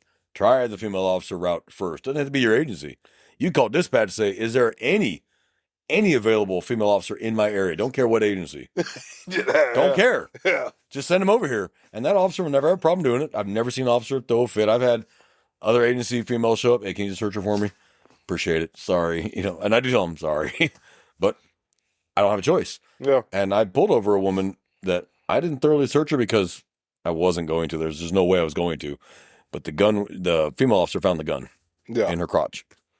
Yeah, great. But if I'd have stuck my hands down there, that would have been a problem. Yeah. So it's all situational. Can you articulate and justify what you did and why you did it? If you can see the outline of a gun, pull the gun out. It is what it is. Pull the gun out, justify, I saw the outline of the gun in her yoga pants. I removed the firearm. You're going to be okay. It is what it is. Mm-hmm. You don't have to wait for a female officer to get there. Get the gun away from the suspect immediately. Because these little girls are cuffs, man. They'll slip them in the front. Ooh, some of these girls are so tiny, you can't cuff them. Yeah. Unless you have female cuffs that actually have a smaller latch. They pop them right out. I've had female where I was like, look, just keep your hands in your lap. I couldn't cuff them. Their hands were so small I couldn't cuff them. I'm just like, well, I didn't have my riot cuffs, so I had to just use riot cuffs. Yeah. I'm like, well, put your hands right here, no move. And then I had to document why I didn't handcuff them, because our policy clearly states you will handcuff all prisoners. Mm-hmm. If they're females and they're pregnant, cuff in front. Yep. Cuff them in front. Or if it's a really elderly person, cuff their hands in front. Okay. Show that you care. Because if that person falls, they're 65 years old, and they fall and their hands are cupped behind their back. Yeah, it wasn't illegal and it wasn't out of policy, but how did it look? Yeah. If this guy is 65, probably not going to harm you. Cuff their hands in front. Just cuff their hands in front. You can justify anything if you know how to write. This is why I did what I did, and you'll be fine. But if they're pregnant, absolutely cuff their hands in front. Do not ever cuff a pregnant woman's hands behind them. Yeah. Ever. Because they fall and land on that baby. you're going to have a big problem. Yep. So you're going to have FTOs. I want you to do it this way. And then you're going to get the next FTO. I want it done this way. And then you get the third FTO. I want it done this way. You know what? Do it their way. Just do it their way. And this segues to a great point. Do not, under any circumstance, trash talk your FTO, your current FTO. I'm sorry, no, trash talk your previous FTO to your current FTO, because there may not be something that you agreed with that the previous FTO did, but you think you're going to, like, you know, get one up on them because you weren't able to during the entire time you were with them, but you're going to do it while you're with the other one. And if that FTO is smart, they're going to laugh and joke around with you. Ha, ha, ha. Yeah. They're going to document it. Yep. And then as soon as then they're going to... Hey, Chuck. Yeah. And this dude called you an asshole. And you're going to be in for it. You're going to be in for it because now everybody knows that you don't... Number one, you're unprofessional because you shouldn't be... While you're in, you just shouldn't do it in general. You shouldn't be talking behind somebody's back. If you have a problem with somebody, not a good look. Address that individual to their face. So no one can ever accuse you about being some backstabbing asshole. But don't do it while you're in training, because you can get fired for anything while you're on probation. It's a policy violation. If that's your agency's policy. It actually is, and most agencies have that policy. It's bringing discord. That's what it is. It's a professional, hostile work environment. You're bringing discord. And it's a bad look. If a supervisor chooses to take it to that level to where they want to put paper on you, that could be, you know what, thank you for your time, but you're done here. Yeah. And you're being dismissed for a violation of policy. Texas is an at-will state. And if you're on probation, they can fire you for no reason. They don't even need a reason on probation. They can fire you for no reason at all. So they don't need much. And if they're staffed pretty well, and you had 3 FTOs go, dude, this dude is trash. And finally, the 4th FTO goes, hell no. They do this and this. And they go, you know what? It's been too many FTOs telling us this. Too many other officers telling us this. Cut them loose. You are hereby, have a nice day. Mm-hmm. Doesn't mean you're a bad person. It's just not the job for you. Maybe you'll find another agency that could tolerate that, or maybe you'll learn your lesson, go to the next agency, and maybe cut that shit out. Yeah. It's not the end of the world. It sucks. But if you're bringing disharmony, they don't need that. We have to work together. Even with deputies and officers and troopers that you don't like, you still got to work with them. Yeah. There's an individual in this agency that we personally just don't like each other. It's a personality thing. But he's sharp. He knows his job. He does his job. He's good backup, and he's not lazy. I can work with him. Yeah. We're not going to be friends. We're never going to go to each other's barbecues. But if I need help, he'll be there to help me. Yeah. That's all I ask for. This is your job. It is not your life. Do not let this job overwhelm you and become your entire life. And it can happen, like anything new. Like you're so excited. You're at roll call 2 hours early, and you listen to your radio off duty. Learn early. I've done it. Yeah, I did it too in the very beginning. Because I don't do it no more. Now, here's what I told. When I'm home, I'm off. I'm off, baby. Here is what I told cadets. As soon as you issued your radio, start listening to it. To get that radio ear. Learn radio ears, what is called radio ear, because first time you go to hear the radio, like, what the hell did she say? Mm-hmm. What did they say? After a year, it's like clockwork. You can understand it and hear it, but you have to develop it. So the earlier you can develop it, the better you're going to be. Some people sound like they're speaking that alien language on the radio. Oh, you got the ones that deep throat the radio. You got the ones with a super thick accent, and then when they're stressed, the accent's even thicker, and you can't understand a word. And I know you know which officer I'm talking about. I know you know who I'm talking about. Not a bad officer. Just when they get excited, the accent gets really thick, and it's hard to understand them. And you got to tell them on the radio, slow down, because I can't understand you. They're not bad officers. They just get excited. Yeah. But don't run out, slap a blue line sticker on the back of your lifted Dodge Ram 1500. Don't sleeve yourself out blue line flag on your arm. Oh, yeah, we should. Don't wear the blue line Oakleys. Don't sheepdog, and I hunt what you fear. Stop. Yeah, good point. Finances, when you're like a brand new officer on FTO, we're gonna know, like, by your mannerisms, by your uniform, your boots, the gear, and the car you drive. Because all of a sudden, all to the academy, you may be driving like an older car. You got a hoopty. You graduate the academy, you got a brand new Hellcat. Paid as much, but you finally get that whether that police officer 1, deputy 1 pay, however the agency has a step grade, and you show up with a brand new like Ram TRX, or a Hellcat, you show up with a Chevy Camaro, like. You show up with that, just obviously like, oh man, he or she's throwing their money away right now. Yeah, because you don't know what you're going to keep this job. Yeah. You may not be in this job a week from now. You may have screwed up, and now you got this $1,200 truck payment, and you get the blue line. You know, you got. Here's the thing: you're making yourself a target. I mean, it's a good quote, but it's just funny. You get the ones that wear the 511 pants, the I Hunt What You Fear T-shirt, the appendix carry, but the skin tight shirt so you can see the gun that they think is hidden. It's not hidden. We can all see it. You just look like an idiot. You wear all that and then tell your girlfriend, "Don't tell people I'm a cop, honey." Off duty, you can't tell I'm a cop. I don't want anyone to know it. I don't have the stickers on my vehicle. My gun is completely invincible. You can't see it. I don't wear clothing that exposes it. I don't even act like a cop off duty. In fact, if people go, "You a cop, man?" I'm like, "Man, fuck the police." I don't want them knowing because it's not their business. Because as soon as you become identified as a cop, you become identified as a target. Mm-hmm. You're a target. And now your family you're with is also a target. Yeah. So, you know what? This is a job. Okay? People don't get off work at Costco, wear their Costco shirt and walk around and go, "I work at Costco." It's their job. They get off work, they go home. Guys, don't let this job consume you. Have hobbies. Golf, baseball, basketball, shooting, whatever the hell it is. Have hobbies. This job should interfere with your hobbies. It really should. Because you're going to do this job and you're going to give it everything you have for 30 years or 35 years or 20 years or 25. How many you decide to do? And then you're going to retire and all of a sudden you have nothing. Mm-hmm. And you'll die of a heart attack within 3 to 5 years of retirement because you just dead stopped. Whereas, like Jamie and I, we got hobbies. We do all sorts of crap outside of work because this is just a job. I love my job. If I got fired tomorrow, I'd find another job. Yeah. It is what it is. Now, it may not be what I want right away, but it's a job and it pays the bills. And believe it or not, as a cop, you are very marketable. Look at all the different jobs you know how to do. Mental health, career counseling, therapy. I mean, you have so many different titles as one job. You have all these jobs you can do. Jobs love cops. Yeah. Because of how flexible you are, adaptable you are, calm in chaos. You can handle chaos. Yeah. As a cop, you are a professional chaos wrangler.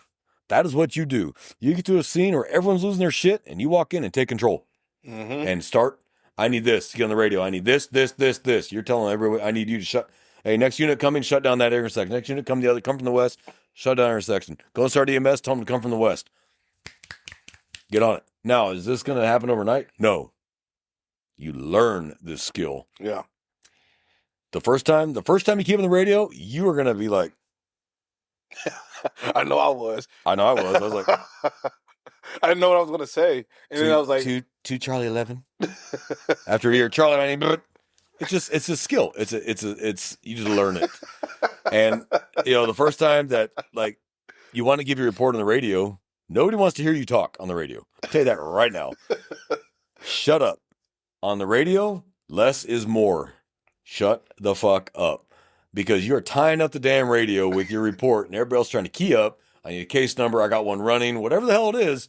And you're sitting there, and then the suspect went over here, and then he went over here, and everybody's like, "Shut the hell up." And if you're a rookie, I'm not saying I'll do it. I'm just saying I have done it. I will either finally have dispatch do the override or I'll send a CAD message. "Shut the fuck up." Because you have 25 officers now all trying to key the fuck up. One's got one fighting him. One's got one running, and you're sitting there giving your fucking report over an abandoned vehicle over the radio. With radio traffic, you want your dispatchers to like you? Shut up. You want your dispatchers to give you good calls? Shut up. Now, let's talk about dispatchers for a minute. The dispatcher works for you. However, if you want to have a good night, be polite to your dispatchers. Because they can make your life fucking miserable. Yes, they work for you, but they all are kind of under the impression you work for them. And you know what? It's best to let them have that and just help them out. Because ultimately, when you're on the way to the substation and that shit call comes out and you're on the way to the sub, and somehow they always know when you have plans after work, they'll be like, "2 Charlie 31, can you take that violence in progress?" You're like, "Son of a bitch." And you're stuck with it. Because you can't say, "Negative amount of service." No, you're not. No, you're not. I'm 42. Nope, I'm good. So don't do that. Just man. Help out your dispatchers. Be polite to them. I'm not saying kiss their ass. Be polite. Okay. The other note on dispatchers, leave them alone. Don't go hanging out at dispatch. Don't send them personal CAD messages. Don't get their phone numbers. They are the voice on the radio, and that is the relationship it should be. End of story. I know one dispatcher by name. One. That's it. But I've seen too many officers that know every dispatcher, female dispatcher by name. I'm like, how do you know their names? Because I send them a CAD message. Hey, what's your name? I'm like, no, you don't need to do that. That's it. They're east, they're west, they're whatever they are. That's it. That's their name. Because they'll be the first ones to have your ass when it goes wrong. And they're going to stand up for the dispatcher before they stand up for you. I'll tell you that right now. Am I wrong about that? Come on, we've seen it. You should exercise caution when dealing with interpersonal communication within the department. Dispatchers should come with a warning. Oh, and when you're dealing with members of the community outside the department. Oh, God. Okay. I'll just say it nice and clean. I'm not going to. I'm going to say exactly how it is because they need to hear it. That's my personality. Victims, witnesses, and suspects are off limits. End of story. You don't try to stick your dick in any of the three. Especially the suspect. Victims, witnesses, or suspects. Especially the suspect. But not the victim either, and not the witness either, because now all the defense attorney has to do is find out that you and the witness got it on afterwards. Their statement, their testimony is corrupt. It's gone. So what if that was your good witness? They're gone. Yeah. Their testimony is going to be thrown out if it even is allowed in to begin with. Yeah. Victims, witness, suspects. Off limits from that point forward. Traffic stop, that's now a suspect. Off limits. Yeah. You don't be trying to slide him your number. You're fucking stupid because they're filming you like this. The phone's in the cup holder like that. Yeah. Like an idiot. And then they put it on. They don't bother calling now. They don't bother calling internal affairs now. They just put right up on TikTok. Yeah. Or Instagram, and your agency finds out that way that Officer Ding Dong tried to get my phone number. And the Mac will be laid on you real tight when you're new. I don't know why. Like when you're a newer officer, Yeah. whether you're male or female doesn't matter. It just doesn't matter. The Mac will be laid on you. Let me give you. It just, but you just gotta be strong. Obviously, just recognize it Just and keep it avoid it. professional. Yep. And just say, you can be polite. Thank you. I appreciate that. I'm flattered, but I'm not interested. Thank you.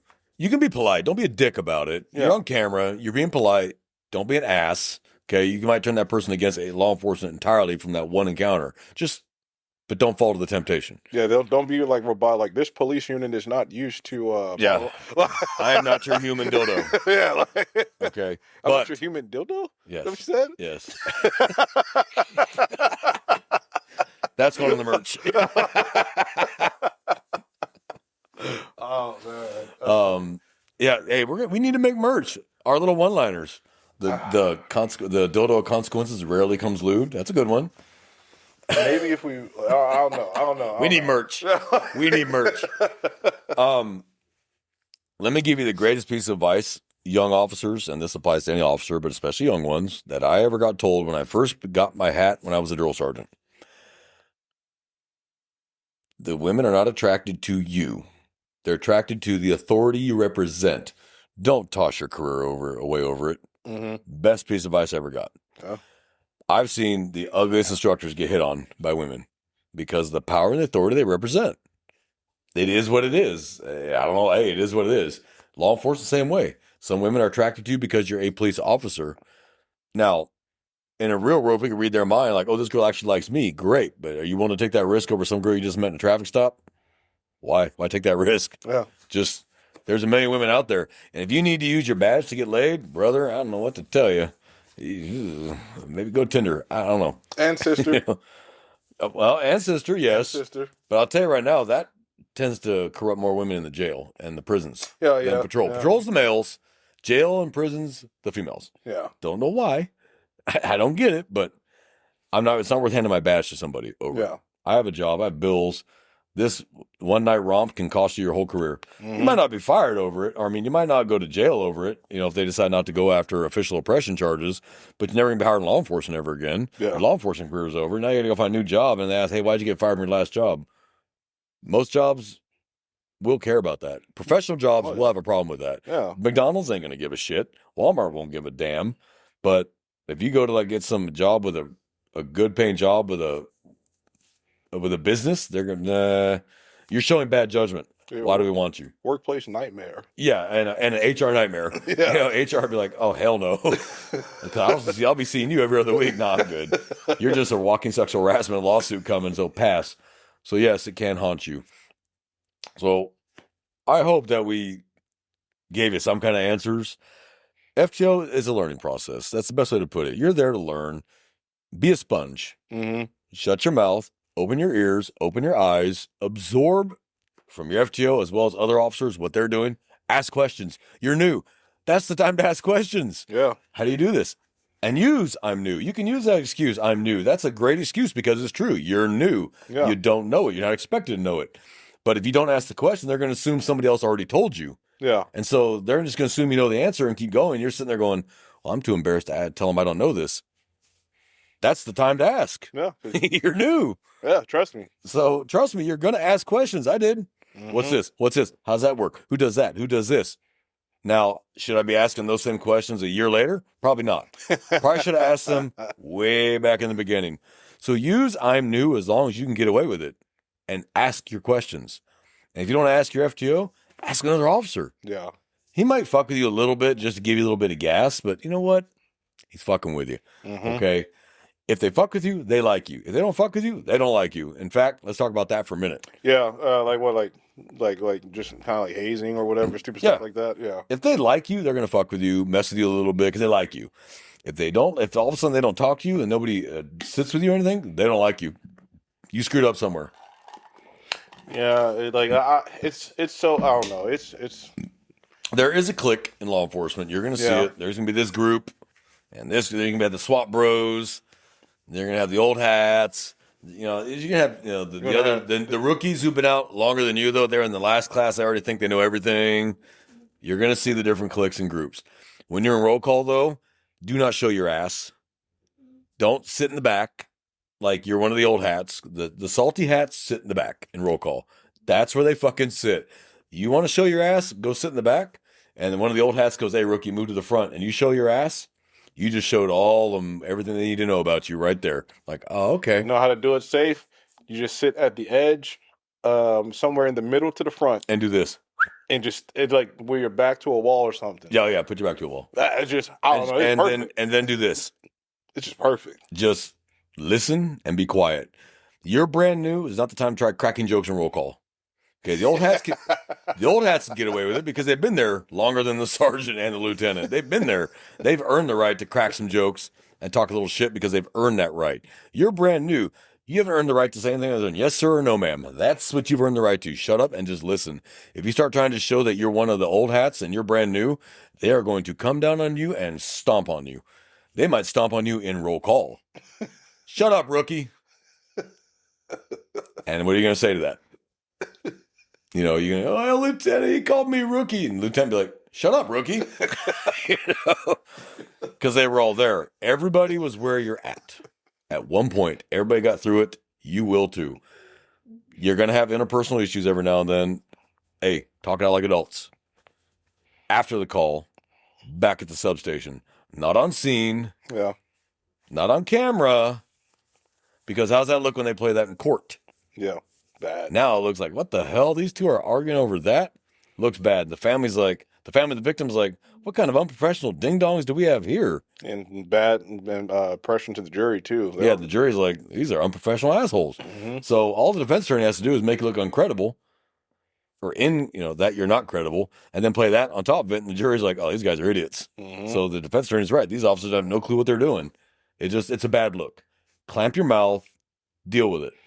Now, like I've said before, the guys who are veterans are going to have far less problems. They understand this. They've been through basic training. It's the same process. The instructor didn't hate you personally. He had a job. His job was to train you. His job was not to be your friend. His job was to train you. Yeah. Once you graduated, nice to meet you. Mm-hmm. That's how I do my trainees. I didn't shake your hand after you graduated. Now you graduated. When I'm shipping you out to your first duty station, then I will shake your hand. Welcome to the Air Force. Now you've earned it. Kind of crazy. Like it's I don't know. I just think it's just out of sight, out of mind. I want to make less of an I want to just be as least notable as possible. I just want to fall in with everybody else. Yeah. But if you do get noticed, you want to be noticed for the positive. For the good thing. Hard charger. hardworking, not afraid to ask questions, not afraid to get his hands dirty, not afraid to jump in and ask if anyone needs help. Be that guy. Pull up to the scene. Hey, what do you need? Hey, can you do the inventory of that car? I got you. And you go do the inventory in that car.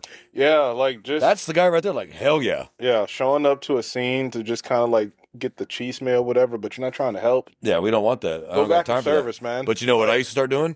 Hey, since you inserted yourself into my scene, I need a report from you. Oh yeah, that's real quick. No, Let me I'll tell do you- it. Let I'll me tell do you, it. that's the last time they're going to show up without actually being called. If the looky-loos show up, hey, I need you to sign him in the crime scene log. Oh, no. Too late, you're here. I gotta do a supplement. Yep. Now you got to write a report. And let me tell you, nothing scares an officer faster away than a report. It is what it is. But if you show up, hey, man, what do you need help with? Hey, can you shut down that road? Can you put out some flares? Can you do the inventory on this car? Hey, cuff that guy over there. Great, you're there to help. Bear in mind that when you show up to help, you may end up getting involved. You may end up having to write reports too. But you know what? We all work together. Yeah. Okay, at the end of the day, you work together, and your square partner may not be someone you like working with.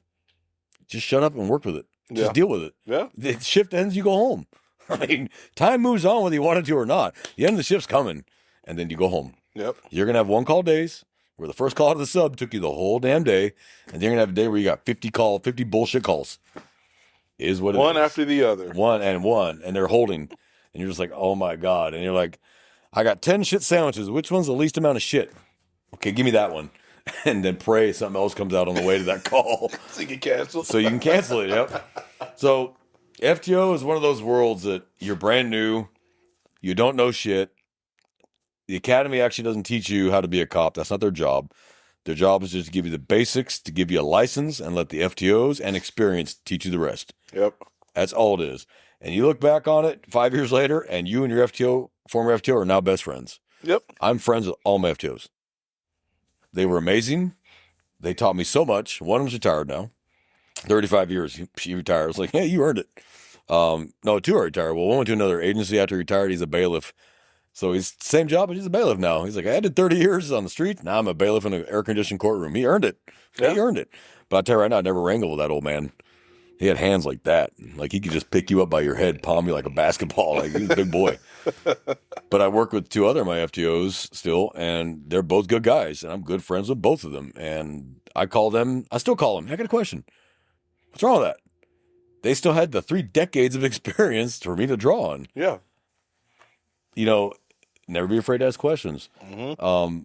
Now, a good FTO might be like, where would you find the answer? If it's not an immediate, I need an answer this very minute, where would you find the answer? Yeah. The critical thing that make you think. Make you Critically think. think. What? Yeah. Okay, well, first, what I do with trainees is I'd ask the trainee, okay, what would you do in this situation?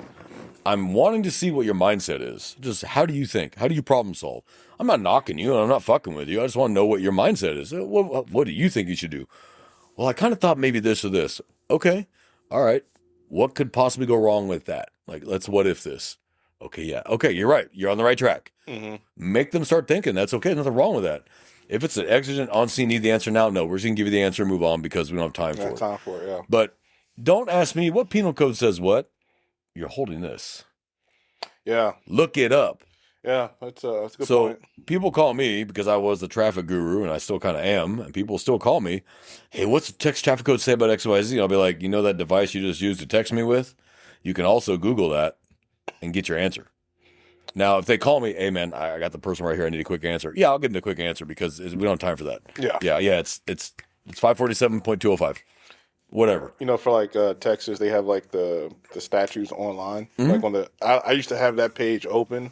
Yeah. Like on your CAD. computer. So if like if I'm brain farting on something, I can pull it up real quick. I'm like, right there, and then I got my answer. Report writing. There is nothing wrong with copying the penal code right into your report from the state statute website. Yeah, nothing wrong with it. Then you can highlight and bold the probable cause behind your arrest. He did this. Yeah, Now, when you get called into court, let me tell you why that's important. Having testified 100 times and in some major felony case trials, if you put in your report, you don't have to try to remember off the top of your fucking head. May I see my report? Oh, yeah, it's penal code 3805. It said blah, blah, blah, blah, blah, and he did. Yeah. Yeah. Because you put it in your fucking report. Because they won't redact your report. They can't. That's your report. yeah, So if you suspect violated Texas Penal Code 38.05, and then you take and copy 3805 into the report, Well, that's your reference right there in court when you go out and go, yeah, he did X, yeah, he did X, Y, Z, and if he fulfilled all the elements of the offense, so I arrested him. Yep. You don't have to try and think of it. Oh, was it 3805? Was it 3807? Now you look like you don't know what you're doing. Mm-hmm. When can I see my report? Yeah, put it right there. It was 3805.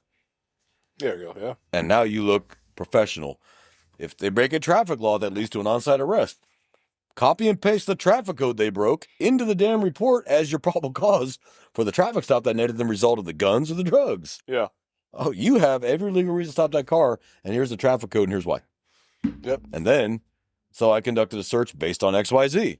And then I found XYZ in violation of Texas Health and Safety Code, blah, blah, blah, blah.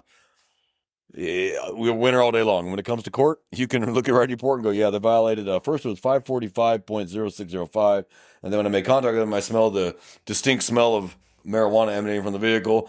They admitted they had marijuana. I asked them to step out of the car. I had placed them in handcuffs, patted them down for my safety, searched the car, found XYZ, arrested them for violation of Texas Health and Safety Code, possession of marijuana, blah, blah, blah, blah. And you can copy and paste that. Bam.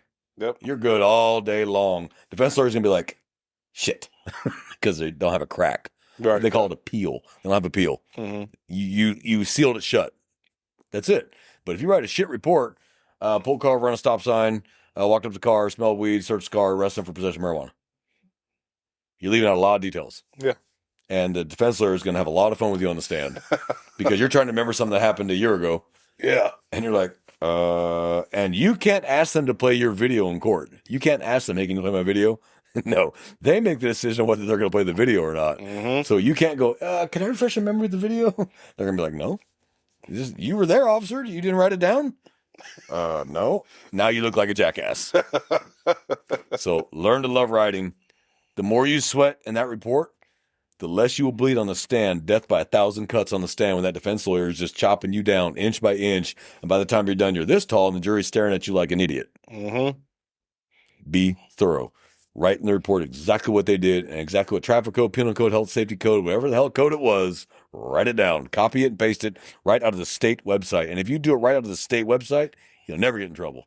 Don't use those third party. Go straight to the state statute website and pull those because those are directly out of the state. Mm-hmm. Cannot be challenged. Yep. Where'd you get this information? Directly out of the state website, the state penal code website. Bam. Can't argue with that. Can't. That's right out of the. I didn't write it. But if you do some of these third-party websites, and if they copied and pasted, or maybe they changed something, you didn't catch it, well, that's not what it says. And you're like, oh, shit, I got the wrong one. Use the state statute. Whatever state you're in. Yeah. Every state has the website. Every state has it. Just look it up. Mm-hmm. Do what he does. Minimize it on your screen. You got it. You just copy it, paste it. Yep. What's wrong with that? It's helpful. I don't know where people say that you shouldn't do that. Why not? It's so helpful. Because when you're in court 2 years later, and you don't even remember this night, your black and white friend here will help you. Yeah. That whole report where you can go, yeah, give me 1 second. You mind if I consult my report? Give me 1 second. Mm-hmm. Take your time, read the report. Okay, as counsel, you can see page 2, second paragraph, where he said XYZ. Yep. He knows that happened because he already has your report. He wants to see what you're going to say. Mm-hmm. So if you can go, oh, you mind if I look at my report? That kind of cuts off. Don't try to do it at the top of your head unless you just absolutely know because you just watched the video that morning as you prep for trial that's exactly what happened. If you can't say that's exactly what happened, go to your report. And as a final word of caution, if you didn't write it down, it didn't happen. Well, because it doesn't matter if it's on your camera. Yeah, it didn't happen. Body camera footage gets so suppressed so much. Muted. Yeah. I've had camera footage muted where certain things get brought up that they don't want the jury hearing. Yep. So a great example is I arrested a guy for a DWI offense, but he had a prior pending DWI offense out of Houston. Mm-hmm. So we talked about that. When it went to trial, they muted that whole section because it wasn't relevant to the case at hand because he hadn't been convicted of it. He was accused of it. Yeah. So the jury did not need to hear that he was already pending a DWI in another city. So they just muted that whole portion of the conversation. Nothing wrong with that at all. Yeah. They're going to do that. Because it needs to be fair, like that. It Make needs him to be look too fair. prejudicial. Like, oh well, if he's doing it over there, and he must have done it here, even before that's they even exactly what they heard look or at seen it. any evidence. And that is prejudicial to your client. Now that I agree with. It is. Yeah. Now in the Asian world, they'd be like, oh hell no, he had a prior one, but that's not how it works for us. So they're going to use what's germane to the incident. Period. That's it. That's all they're going to talk about. So That's FTO life. It can be rough. It can be fun. It can be heartbreaking. It can be unnerving. It can be angering. Mm-hmm. Just roll with it. It doesn't last forever, whether it's 3 months, 4 months, 6 months, a year in LAPD. It doesn't last forever. And then it's over and you move on. There's some FTOs that you're just going to absolutely hate for the rest of your career. And you just butted heads. Hey, fine. And there's going to be FTOs that become your best friends down the road. Mm-hmm. Fine. But are you trying to impress everybody? Can't. Just do your job. Yeah. That's all we care about at the end of the day. Are you reliable? Do you come to work? Are you ready to work? Are you back up when needed? Do you handle your calls or do you shove them off to someone else? If you just come to work and you get your job done, you'll never hear a word on anybody. If you come to work lazy, yeah, you'll know real quick that you're the lazy one when nobody wants to invite you to dinner with everybody else, when you all get a quiet night and you're actually able to get food together and you notice everybody else and the cat is in one place and you're way over here and no one sent you a cat message. You're like, no, that's because they don't want you around because you're lazy or you're one of those arrogant assholes that thinks he knows everything and nobody can help you. And no, like people, other officers are like, hey man, don't do that. Man, I know what I'm doing. All right, man, good luck. Good luck. Like I tried and you didn't want to hear it. So yeah, good luck. You'll get those. And all we can say is, well, we tried.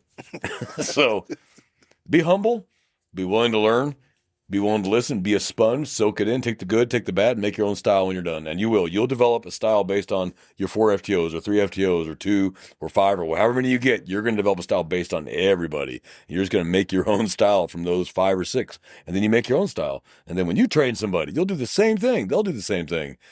You'll do things different than the last FTO that had your trainee. And now you got him for the second phase. Yep. And now you do it your way. Mm-hmm. The old, just remember this, this one's for the trainers. This one's for the FTOs. Just because the other FTO did it differently doesn't mean they did it wrong. Okay? Their way, it's a way, not the way. Unless it's a violation of policy or the law, it's just their way of doing it. So don't poo-poo what they did. Yeah. Okay, I understand he did it this way. This is how I do it. And I want you to do it this way. Maybe it's because he wants you to see both ways so you can determine which way is the best way for you. You don't know. Just say yes, sir, and do it his way. Just do it his way or her way. Just do it. Be a Nike. Just do it. Yeah. So that's FTO. It sucks. It can be fun. I enjoyed it. I had a great time. I was doing what I want to do my whole life. So to me, every day was Disneyland. I had a blast. Some days sucked, but by and large, overall, I had a blast. And then when I was on my own, I kind of missed having that FTO there that could lead me the way to truth and righteousness if I started stepping on my dick. But I learned that if I couldn't figure it out, hey, I got a quick question. And none of them ever had a problem answering the phone. None of them. They're like, yeah, what you got? Oh, I got this and this. Well, this is what I would do. You know what? That's a good idea. Nothing wrong with that. There is nothing wrong with consulting those who've been there before you that know. They've been there. They know the pitfalls. They know the fuck ups. They know what you should do because they learned the hard way. And any good officer should give you the knowledge and help you out with the knowledge and say, hey, don't do this. I found out the hard way. Don't do this. Yeah. Okay, got it. And then you pass that on to the next guy. Don't hoard knowledge. Give knowledge. Train the guy under you, and you learn the job from the guy above you. Yep. And that way you're all on the same page. And that way we all make it home at the end of the night. So that was for Mr. JMRRR, I believe his name was. Jamer. I wish you the best, Jamer. Shoot us an email. Let us know at runandcode2023@gmail.com. So RUNNINCODE 2023@gmail.com. That is our email. Send us a message there. You can comment on the videos. But Jamer, I'm going to say Jamer because I think that's what it was. JAYMYRR, whatever it was. Let us know how you're doing. We'd love to hear from you. And anybody on this show that we've affected positively or negatively, we'd like to hear about it. I hope positively. I hope we give you good advice. We don't try to give you bad advice, but we want to know how you're doing. And if there's something that we helped you out, hey, we'd love to hear about that. We want to help. That's why we do this. Yeah. We like to educate through humor. We think it's fun, but this is how you learn. We learned. We landed on our ass more than once, got back up, dusted ourselves off, took our little lick and move on with our fucking life. It doesn't last forever. That's just how it works. Yeah. Be part of the team. Biggest thing is be a team player. You are part of a team. You're not by yourself. You're not a solo. You are part of a large team of people. That's it. You don't walk into, I got all this by myself and I don't need any of you. You keep that up, eventually they will stop helping you. And then you are by yourself and wonder why no one's willing to help you on this massive car crash that now is going to take you a couple hours to clean up because your captain can do it myself. Mm-hmm. Accept help, give help. Okay? That's simple, guys. If you know your square partner has been all go and hasn't even had a chance to eat yet, and you see a call come out that you can take so he can eat, just take the fucking call and let him eat. Yeah. Because one day it'll be your turn. He'll be like, you know what, Nate, go eat. I got you, man. I've done it. I've had it done for me, and I've done it for other officers. Hey, J-Man, go eat. I know you've been on that last call for hours. Probably got to piss like a racehorse. Go, man. Go eat. I got it. And you will I'll take his call. Now, if there's a toned out call, well, that just is what it is. Yeah. Some days just suck, but help each other. I got you. I'll inventory your car. I'll do this. I'll do that. I'll do whatever for you. Go eat. I got you. You got to pee. I'll watch your AP go pee real quick and then come on back. There's nothing wrong with any of this. Mm-hmm. Too many people seem to think that there's some rule that says I can't help. I can't do this. Yes, you can. Just do it. My goodness, what would you want it done for you? Yep. You had to pee the last 6 hours. You've been on the scene for 6 hours, can't pee because there's cameras over here, media's over here, and family's over here, and you're like, you got to piss like a racehorse. Wouldn't you love if someone come up and say, hey, man, go take a leak. I got this. Go. What's wrong with that? Yep. It's not your case. You're not keeping it. He's going to come back. Oh, thank you so much. He's going to remember that. Mm-hmm. That'll be the first one to help you the next time you need it. Yep. Great. We all work together. So can you think of anything to add on this subject for anybody going into field training? No. I think we covered a lot. Just keep an open mind, have fun. Be a sponge. Be a sponge. You're gonna make mistakes. Oh, yeah. You're going to make mistakes. Just recognize them and move on. Take everything like everything as it comes. Don't be afraid to ask the questions. It's just and it's going to end. It's going to end. This don't last forever. Yeah, it does end. It may seem like it'll last forever, but it's not. Oh, first day of FTO, the end seems so far away. It zips by. All of a sudden, you're like, oh shit, I'm by myself now in this car. Yeah. And it's just me and my decisions. Yeah. And ain't no one got my ass now. It's me. That's your first real oh shit moment. Oh shit. It's funny. I found myself like driving to like the places where my FTOs went. So it's like because I didn't know where to go. Yep. I just went where they would go. Yep.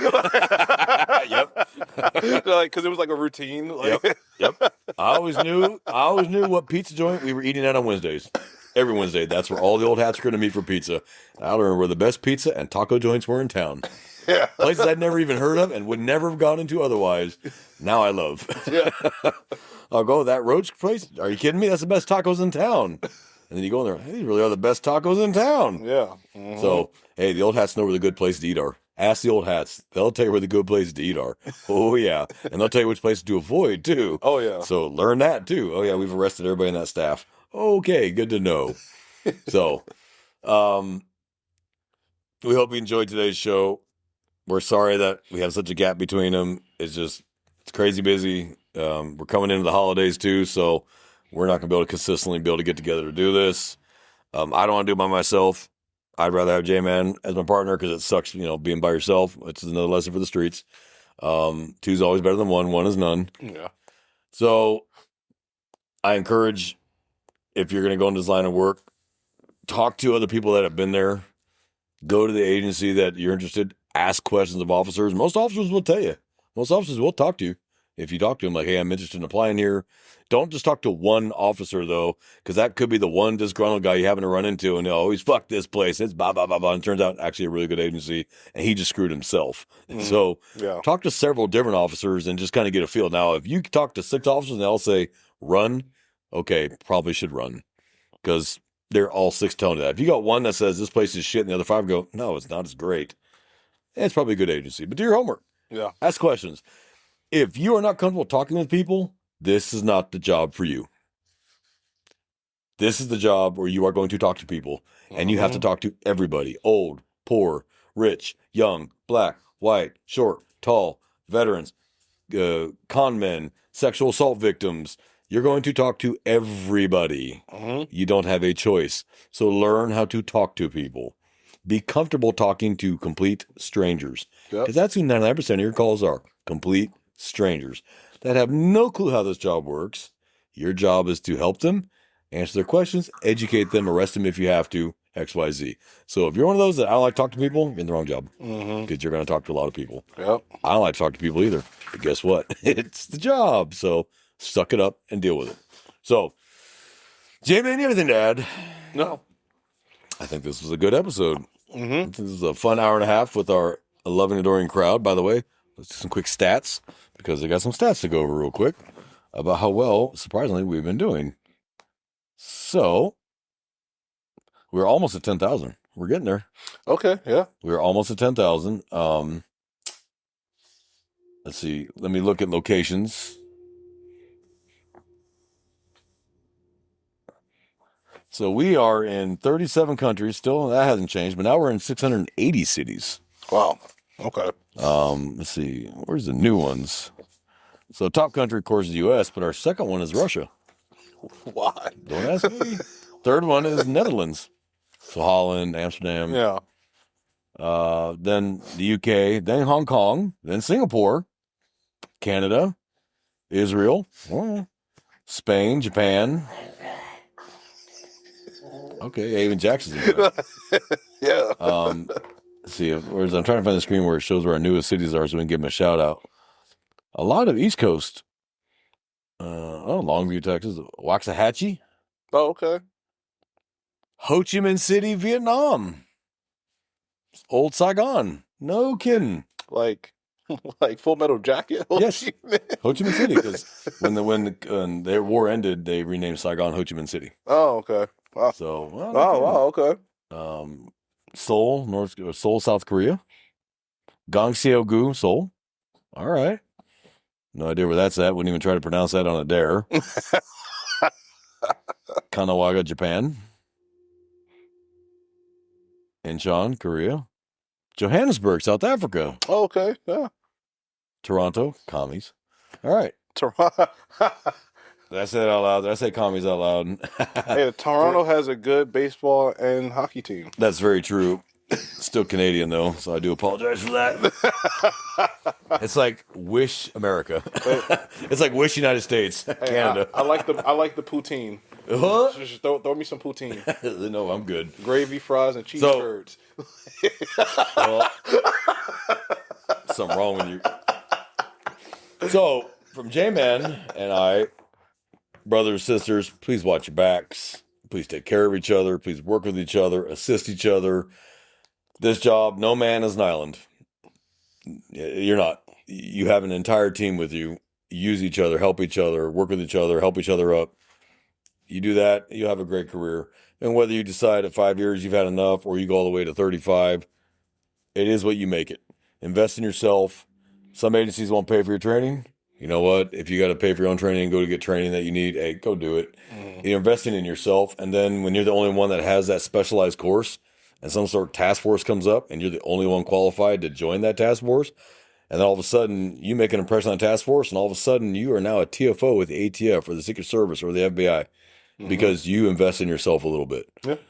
Do that. I've paid for my own courses. It sucks. You would think the departments would pay for it, but they don't have money for everything. Yeah. And if you're going, well, I want to do this, and they're like, well, that's not your job. That's not what you're here for. You're a patrol officer. Just pay for it. Yeah. And it sucks, but you invest in yourself. But if you invest in yourself and you're the only one with that training when it comes up, then that's going to be you. Yep. And then all of a sudden, your doors start opening and people start recognizing you and knowing who you are. And people start going, I know that guy. And then when the good assignment comes up, you might be the first one they come to and go, hey, look, we liked your work. Yeah. You want to come to do this? And all of a sudden, you find yourself in this high-speed elite task force or group that all of a sudden you can wear civvy clothes and you get to wear the cool Oakleys and run around the hood, in civilian clothes and civilian cars, having a blast. Yeah. Because you just did a little bit of investing in yourself. There's nothing wrong with that. Yeah. Training. This job, the training does not end at the police academy and go, that's it. I know everything there is to know. Hell no. That's the beginning. Yep. That's the beginning. Think of it as like a yardstick. The academy is like 6 inches of that yardstick. That's it. You still got so much to learn. Right. And if you stop and go, well, I learned everything I just know because I went to the police academy and I know everything. You don't know anything. The police academy doesn't teach you everything. So be willing to learn. Yeah. So I have nothing else. Brothers, sisters, be safe, be careful. leave us a message on our email. Leave a message on the leave comments on the YouTube. Nothing racist or prejudicial or biased. I don't want to hear any of that bullshit. Everything else, hey, if it's a negative comment, but it wasn't any of the other categories, we'll leave it. Yeah. I don't care. No news is good news kind of thing, I guess, as long as I spell our name correctly, who cares? Yeah. So, from J-Man and I here in South Texas, we wish all our brothers and sisters to be safe and take care, and we're out of here. Yep.